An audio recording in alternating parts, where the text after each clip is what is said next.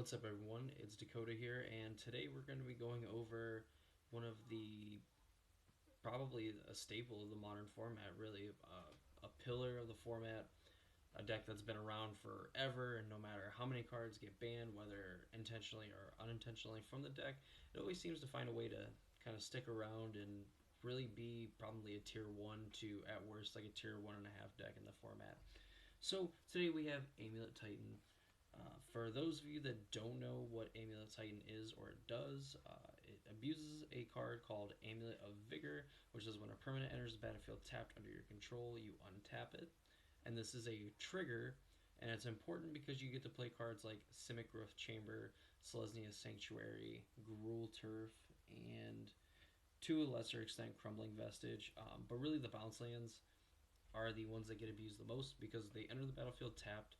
They require you to return a land to your hand, and it kind of sets up some wonky stuff. So when you have an Amulet of Vigor and you have a bounce land, you can play the bounce land. You'll have a trigger to untap it from Amulet, and you'll have a trigger from Simic Growth Chamber to return a land. So you could untap the Simic Growth Chamber, tap it for mana, and then return it to your hand. This is important because it does silly things with being able to play extra lands. So cards like a Boreal Grazer that put a land from your hand onto the battlefield tapped. If you have an Amulet in play, obviously regardless of the land that it is, it will then come into play untapped. But the bounce lands obviously come into play tapped, untap it, tap it for mana. Azusa and Dryad of the Elysian Grove that let you play extra lands. As you're probably finding out that you can just play a Growth Chamber, untap it, tap it again for a green and a blue, and then return it to your hand. And then if you have multiple land drops, you can do this multiple times. The fun thing with like Azusa is that if you haven't made your land drop for the turn, or if you also have a Dryad of the Elysian Grove in play, you can play 3 lands that turn, and 3 times 2 mana gets you to 6, which gets you to the other half of the name of the deck, Primeval Titan, which is you search for 2 lands, put them onto the battlefield, tapped, and shuffle your library. So typically what ends up happening is you try to get to 6 mana as fast as possible with the Amulet deck. You get to Titan, and you kind of have a few things that you can go into. Most typically, you'll go into, if I can find it, you'll go into like Hanweir Battlements and getting a Valakut. Some other decks play the Slayer Stronghold and Boros Garrison, which essentially does kind of the same thing, except it gives it 2-0 Vigilance and Haste, which can be relevant, but this is like a super cheap way of just like giving a creature haste as well. Also puts a Valakut into play. Lets you then attack with the Primeval Titan the same turn that you play it, search for 2 more lands, and you can kind of do some things like Radiant Fountain can like gain you life. You get like Radiant Fountain and a bounce land. You get the bounce land. You can either return that land to your hand or return Radiant Fountain, play it again, gain a little bit more life.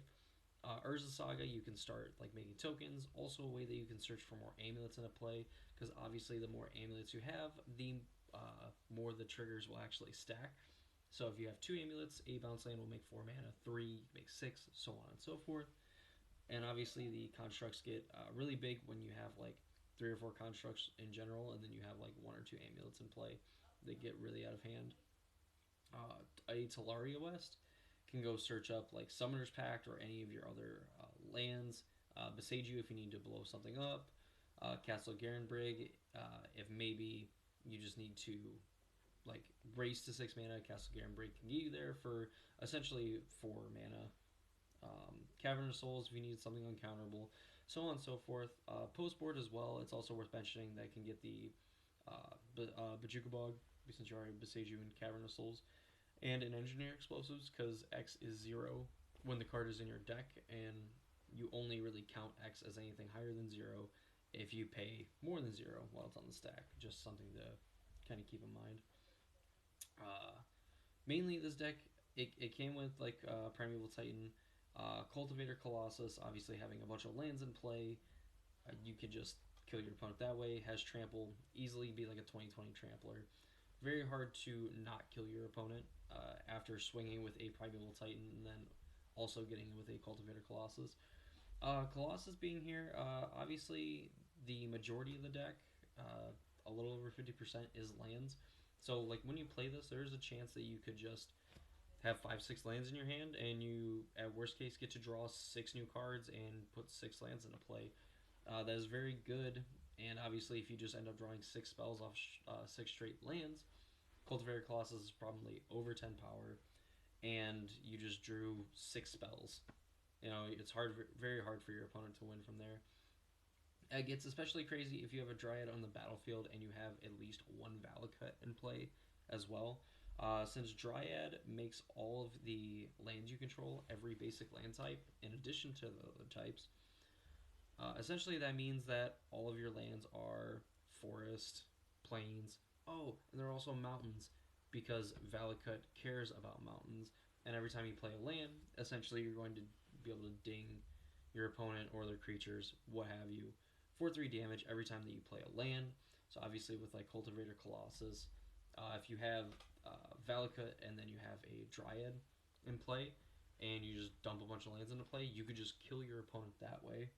On top of being able to play a Cultivator Colossus that will get haste and trample over, or even just being able to attack with like a Swarm of Titans through Summoner's Pacting and things like that.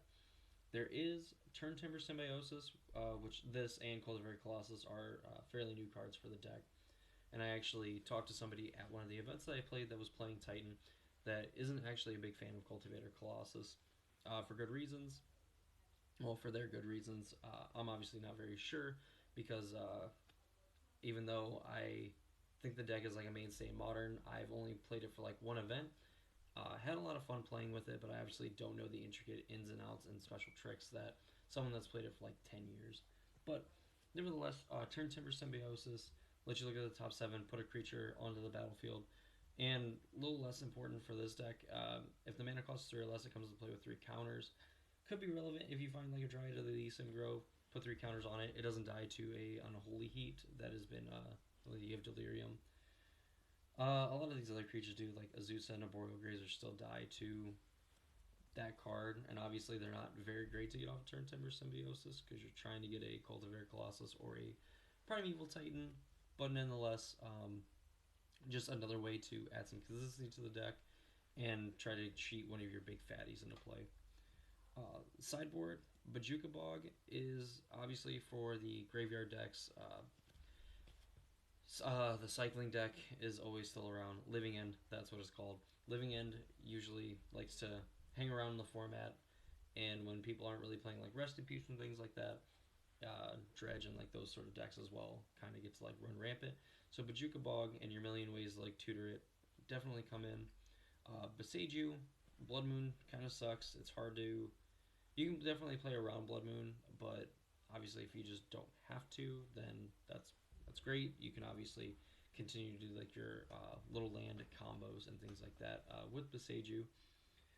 Cavern of Souls, just control. Always seems to be a deck that kind of like pops around no matter how good or bad it is. So definitely having an extra one in your sideboard is worth it. Engineered Explosives, just a one of. Obviously you can tutor it with the Teleria West, and more than likely you'll be able to like tutor Teleria West with like Primeval Titans, or put them into play with like or be able to like dig through your deck to like find them with like Cultivator Colossus and things like that. So definitely a good card to have, especially when Rhinos is another Cascade deck that other sort of like unfair decks have a hard time dealing with just because it puts such a fast clock on them. Another graveyard hate deck, and obviously very, very good, and probably 2 of the best sideboard cards you can play in the format right now in Endurance and Force of Vigor. 2 cards that you can cast for free by pitching a green card to them, and thankfully where half of our deck is lands, the other half is green cards. So Endurance enters, it can put all cards from a graveyard onto the bottom of their owner's library in a random order. So obviously the big brain play is getting your opponent. You can turn off an Unholy Heat while it's on the stack if you target the opponent with the Unholy Heat on the stack.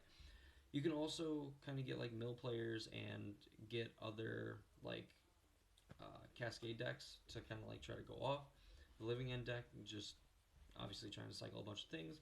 They go and do their thing. You evoke an endurance and get rid of their graveyard, and then this goes into their grave or into your graveyard, and then you're at least getting a 3/4 back, and they have nothing going on. Force of Vigor against the hammer decks, and probably even against like the amulet deck itself, is just a very, very, very good, very efficient way of destroying artifacts and enchantments.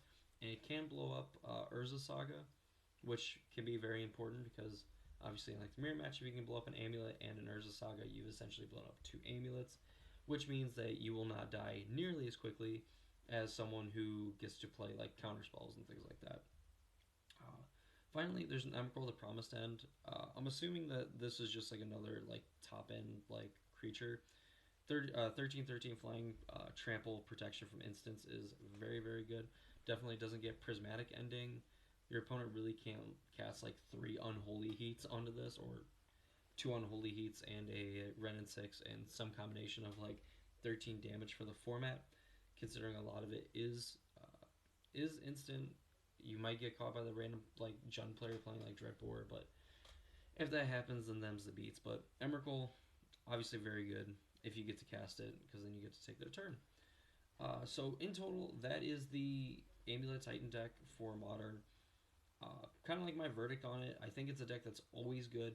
It's a safe deck to be able to learn and play for the fact that we've seen like Summer Bloom get banned, and we've seen all these other various cards that were in the Titan deck that kind of helped it get banned, but then cards obviously like Dryad get printed, and it kind of like propels the deck from like tier 1.5 to like tier 1, and a deck that you always have to respect in the chance that you could play against it, and you have to know kind of how like their chains are, and basically as a way to like help you. If you're playing against it and you have like Besagers in your deck, you could blow up like their lands with triggers on the stack, so you could stop like Primeval Titans from being hasty on that turn. Still very unlikely that you could win the game from there, but it is a way that you can kind of get them, bait them maybe into making like certain plays so they get a little less value of it. And like if you're a combo deck, especially like getting an extra turn against the Titan deck is huge in my opinion, and can really honestly be the difference between winning or losing the game. So that's gonna do it for me. Yeah, Amulet Titan probably still one of the better, if not one of the best decks in the format to be playing.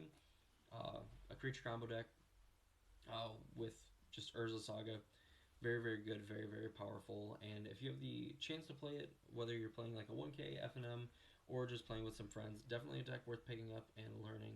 Because in the worst case, you could use what information you learn in a tournament when undoubtedly like multiple people show up at Amulet Titan. So that's gonna do it for me in this video. I hope you guys enjoyed.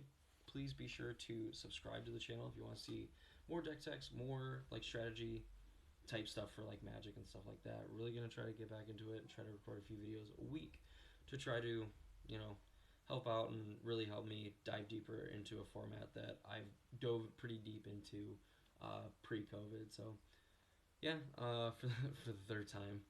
That's gonna do it for me. I hope you guys enjoyed, and I hope to see you all in the next one.